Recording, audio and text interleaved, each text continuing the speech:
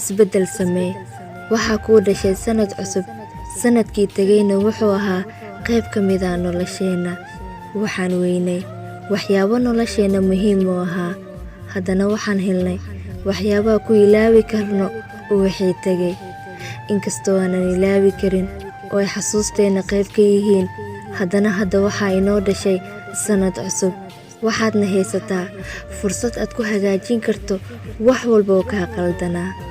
Xaqiiqdii, wax walba oo ku soo maray inaad ka gudbi karto waa geesinimo. Waayo waxaa jira maalmo aan ku farxad gelin. Haddana inaad dhoola caddayn ku dhaafi karto waa gobonimo kuu gooniya. Waxaa jira dad ay murugtaada farxad gelinayso. Inaadan jaanis u siin ku farxidda dhibkaaga waa awood kale. Hana jeclaan dadka kala dhaawacooda. Keliya ku mashquul sidaad noloshaada heer ku gaarsiin lahayd. Si sahlanna ha ku niyad jabin.